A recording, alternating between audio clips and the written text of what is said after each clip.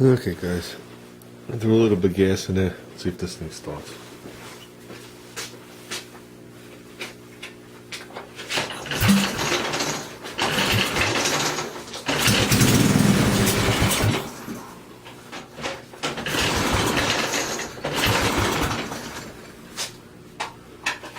I think it's flooded.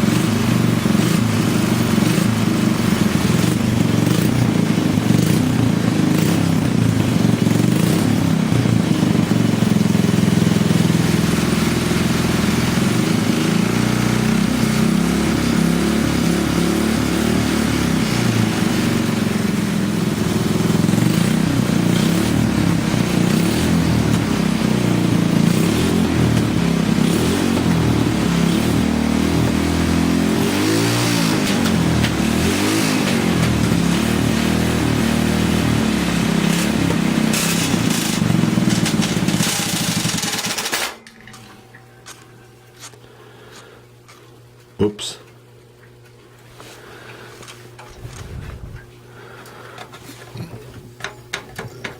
It's not as bad as it sounds. It looks like the starter sprag did its deal. Okay, guys. Pulled it apart. Didn't see anything rubbing. Was spinning it by hand. Look at the flywheel. Anybody see the flywheel going in and out? So I walked over to this thing. So that's not a good sign. I mean, better than blowing up the motor. So keyway's still in there. That's an advanced keyway. How much? Oh no, it is shit. Oh, it's up there and the slot's there. Oh, that's why she died. That's why she died. Let me pop that off.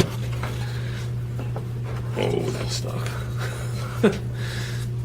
Oh yeah. This might require some off-camera action. Okay guys, we sheared the flywheel key. Obviously because it wasn't tight. This is a standard one. That's what they look like, straight up. This is a 60 thousandths offset. Okay. It's not as deep. So which one I'm going to stick in here, I'm not sure. I only have one more of these 60 thousandths left. Same thing happened to me and the little guy when we first put the motor together. We didn't torque it down enough and made it like 100 feet. That was the end of it. The other one's somewhere on the floor, the one that sheared. So, I mean, it should have the 60 thousandths. That looked like what the offset was. I mean, it could be mistaken. If I could find it. Okay. No, it appears to be less than that. Look at that. That thing's sheared. There's no number remaining on it. But it's not 60 thousandths. No, it's a lot less. Maybe 20.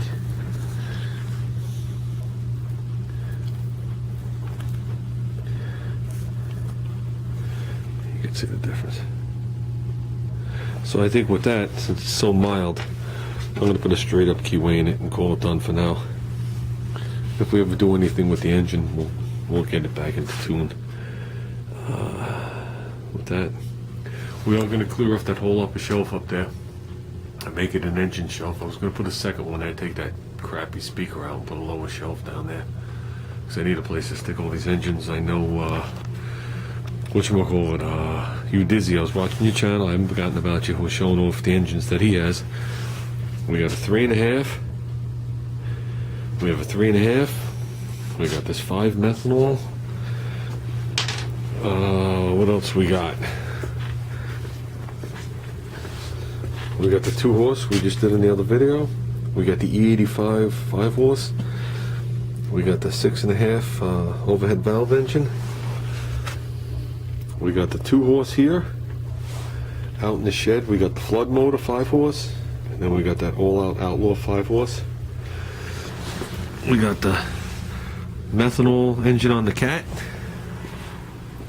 We got a 4 horse Tecumseh. There's always got to be a bad one in the crowd. And then we got the alcohol motor on Junior's go-kart.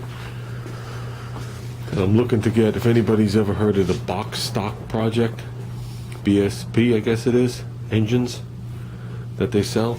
I was thinking of getting them one for this thing to put this thing together. Which leads me to another question. Udizzy, let me see a video on that go-kart. I'm looking for a vintage go-kart. That looked vintage to me. So, do a video on that thing. Let me take a peek at it, just out of curiosity. And pretend this is your engine, even though the one you had was the Tecumseh. You have the crankshaft, the camshaft. You can even see the circle of it. Some engines, this is bored through. It's bored, you know, hole, and the actual crankshaft sticks through. Camshaft sticks through, and it spins half speed and backwards. So if this thing's spinning this way, which is the way it'll spin, counterclockwise, I'd say 4,000 RPM. This will spin clockwise at 2,000 RPM. It obviously can't handle the same amount of load because it is just a thin shaft coming off the cam. I've seen that used on snow blowers. You've seen it used on some stuff. It's like oddball things. Some people, if they don't want to deal with it, they'll just nip it flush. You still see it spinning, but they just nip it flush and then use the crankshaft. Or you would have to go with a regular cam and a regular side cover. So they make a billion different side covers depending on what you're doing. As you can see, this one has the bosses here to put a pump. This one doesn't. The 2 horse doesn't have either of these, but it has an extra boss right over here with a big bolt, like a 3/4 inch bolt. So there's all different styles. So yeah, some of those engines look cool. Definitely look cool. This is like the one you're showing, the 5 horse. This is what it would be like. Just looks a little different because it doesn't have the tin on it around the front. So, like I said, this one right here, I'm going to fix it. We'll start it up again. I'm not going to rev it up like that again until I actually look inside it.